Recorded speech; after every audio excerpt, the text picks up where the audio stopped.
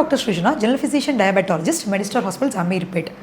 మనకిప్పుడు winter season అండి. Winter season వచ్చినప్పుడు జనాలు రెగ్యులర్గా వస్తున్నారు దగ్గు, జలుబు. దాంట్లో మెయిన్ ఇంపార్టెంట్ దగ్గైనా భరించగలుగుతున్నారు. జలుబు is something which make us not to sleep. So ఎప్పుడు మనం ఆ జలుబుని సీరియస్గా తీసుకోవాలి, అసలు ఎన్ని రోజులు ఉంటుంది జలుబు, దాని గురించి ఒక్క మాట మాట్లాడదాం. జలుబు జనరల్గా అంటారు 7 days అన్నది ప్రతి కామన్, 5 to 7 days. ఎలాంటిదంటే కనుక ఈ మనం మందులు వేసుకోకపోయినా ఒకవేళ జనరల్గా మనకి ఎలర్జీ బేస్డ్ మీద వచ్చిన జలుబు అని అంటే కనుక 5 to 7 days తగ్గిపోతుంది. దాంట్లో కూడా 2 రకాలు ఉంటాయి. ఎదురు వైరల్ ఫీవర్ వల్ల, వైరల్ ఫ్లూ వల్ల వచ్చే జలుబు అయితే కనుక ఎలా ఉంటుంది, లేదు వేరే ప్రాపర్ బ్యాక్టీరియల్ ఇన్ఫెక్షన్ వల్ల కానీ లైక్ దగ్గుతో కూడిన జలుబు వల్ల వస్తే అవి ఎలా ఉంటాయి, రెండింటికి డిఫరెన్స్ ఉంటుంది. వైరల్ ఫ్లూస్ వల్ల వచ్చేది ఏంటంటే ఇప్పుడు జనరల్గా మనకి బయట వైరల్ ఫ్లూస్ అనేది చాలా చూస్తూ ఉంటాం. It's like more of allergic trigger జరుగుతూ ఉంటుంది బాడీలో. సో ఏంటంటే వైరల్ బాడీలో ఉన్న మన యొక్క ఇమ్యూనిటీ సిస్టమ్ దెబ్బతింటుంది కాబట్టి జనరల్గా ఇట్లాంటి చిన్న ఇన్ఫెక్షన్స్ అంటే ఎలర్జీ ట్రిగ్గర్స్ అనేవి బాగా జరుగుతూ ఉంటాయి. సో ఆ టైంలో ఉన్నప్పుడు ఏంటంటే ఇట్లాంటి జలుబు అన్నది ప్రతి కామన్గా చూస్తూ ఉంటాం.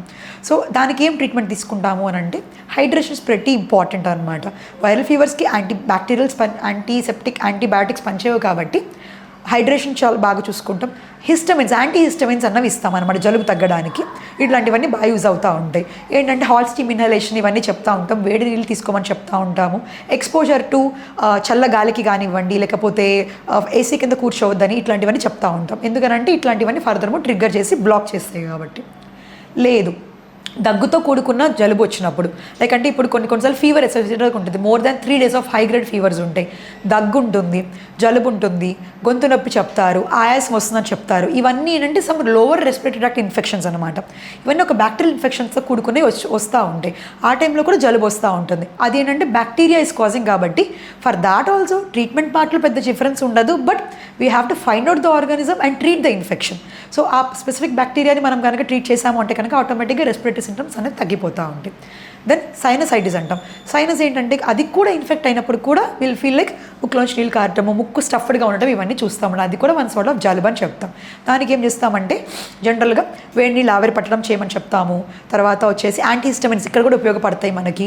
లేదు సివియర్గా ఉండిందంటే కనుక సర్జికల్ ట్రీట్మెంట్ చెప్తా ఉంటాం అనమాట దానికి, like to drain out the sinus అన్నట్టు.